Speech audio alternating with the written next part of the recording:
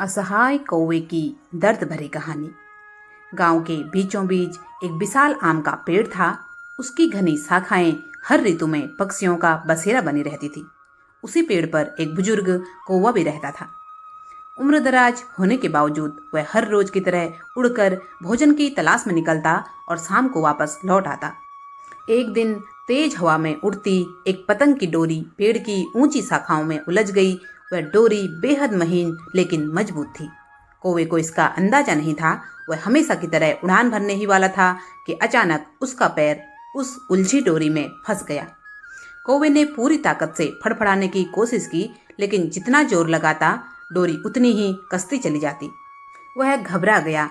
उसने चोंच से डोरी काटने का प्रयास किया, पंजों को झटक कर निकालने की कोशिश की, लेकिन सब व्यर्थ।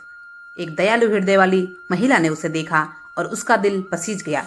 वह उसे बचाना तो चाहती थी, लेकिन कैसे बचाया जाए यह सोच रही थी, क्योंकि आम का पेड़ बहुत ही ऊंचा था। लोगों के पास मदद के लिए जाती है, लोग भी यह बोलकर टाल देते हैं कि कौवा ही तो है, कैसे बचाएं, हम क्या करें। कोई भी उसकी मदद के लिए उसका साथ देने नहीं आता। फिर वह उसी माली के पास जाती है जिसका वह बगीचा होता है।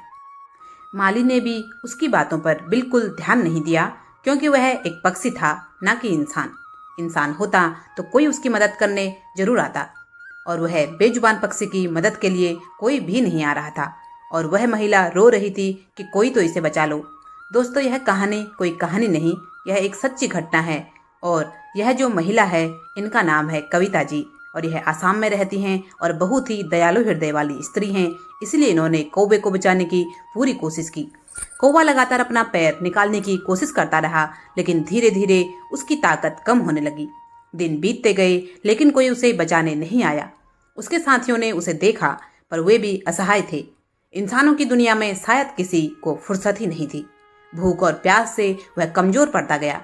उसकी आंखों में एक बेबसी थी, जैसे वह प्रकृति से प्रार्थना कर रहा हो कि कोई उसे बचा ले। तीसरे दिन सूरज डूबने के साथ ही उसकी फड़फड़ाहट बंद हो गई। उसका निर्जीव शरीर अब भी पेड़ की शाखा से लटका हुआ था। हवा चलती तो हल्का सा हिलता, मानो अपने जीवन के संघर्ष की आखिरी कहानी सुना रहा हो। गांव के कुछ बच्चों ने भी उसे देखा, पर अब कुछ नहीं किया जा सकता। शायद यह उसकी नियति थी। एक असहाय अंत, एक बेबस उड़ान की अधूरी कहानी। जितनी हमको अपनी जिंदगी प्यारी है, उतनी ही सभी पशु पक्षियों को, सभी जीव जंतुओं को अपना जीवन प्रिय होता है। कृपया इनकी मदद करें। गर्मियों के दिनों में उनके लिए दाना पानी रखें। कभी कोई मुसीबत में है तो उसे बचाने का पूर्ण प्रयास करें। आप सभी से अनुरोध है कि यह कविता जी जो हैं, इन्होंने कौवे को बचाने का पूर्ण प्रयास किया। उनके चैनल को भी कृपया देखें। इनके चैनल का नाम फूड इज लाइफ है। इस पर जाएं और बढ़िया से खाने पीने की रेसिपी देखें। अगली हमारी एक छोटी सी कहानी है मोहन और घायल बाज की। गांव के पास एक घना जंगल था, जहां तरह तरह के पशु पक्षी रहते थे। मोहन, जो गांव का एक समझदार और दयालु लड़का था, हमेशा पशु पक्षियों की मदद के लिए तैयार रहता। वह अपने दादाजी से जंगल और उनके जीवों के बारे में कहानियां सुनता रहता। दादाजी ने उसे सिखाया था कि भगवान ने हर जीव को इस दुनिया में एक मकसद से भेजा है, और इंसान का कर्तव्य है कि वह सभी जीवों की रक्षा करे। एक दिन जब मोहन खेतों की ओर जा रहा था, तो उसने पास के आम के पेड़ के नीचे कुछ हलचल देखी। जब वह नजदीक गया तो उसने देखा कि एक बाज वहां घायल पड़ा था। उसके पंखों से खून निकल रहा था। वह दर्द से करा रहा था। बाज के आसपास कुछ कौवे उसे घेर कर चोंच मार रहे थे, मानो वे उसे मारकर खाना चाहते हों। मोहन ने तुरंत अपनी साल से कौवों को भगाया और घायल बाज को गोद में उठा लिया। बाज डर के मारे फड़फड़ा रहा था, लेकिन मोहन ने उसे प्यार से सहलाया और घर ले जाने का निश्चय किया। घर पहुंचते ही मोहन ने अपनी माँ को सारी बात बताई। उसकी माँ भी बहुत दयालु थी। उन्होंने तुरंत बाज की चोंच को साफ किया और हल्दी मलहम लगाकर पट्टी बांध दी। मोहन ने एक कटोरी में नरम कपड़े बिछाकर बाज को आराम करने के लिए रखा। मोहन रोज बाज की देखभाल करता, उसे दूध में भीगी हुई रोटी खिलाता और प्यार से बातें करता। धीरे धीरे बाज का डर कम होने लगा और वह मोहन को पहचानने लगा। कुछ दिनों में उसकी हालत बेहतर होने लगी, लेकिन वह अभी भी उड़ नहीं सकता था। जब कुछ गांव वालों को पता चला कि मोहन ने एक बाज को अपने घर में रखा है, तो वे डर गए।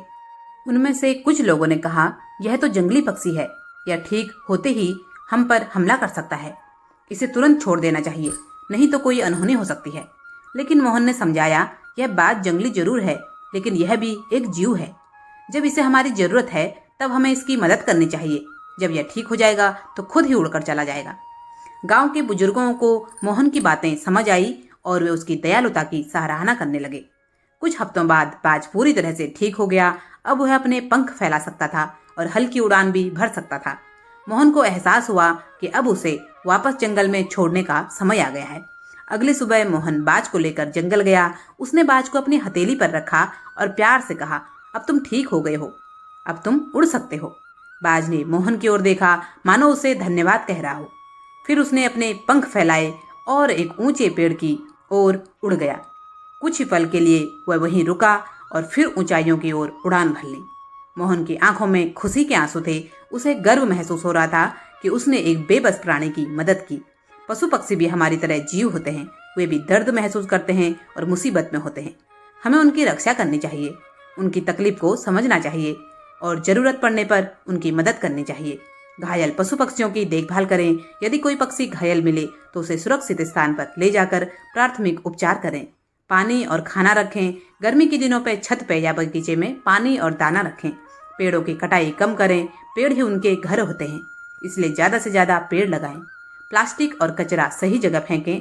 प्लास्टिक खाने से कई जानवर बीमार हो जाते हैं, इसलिए सफाई का ध्यान रखें। जानवरों के साथ दया का व्यवहार करें। उन्हें मारने या नुकसान पहुंचाने की बजाय उनकी रक्षा करें। अगर हर इंसान इस जिम्मेदारी को समझे तो पशु पक्षियों को परेशानी से बचाया जा सकता है।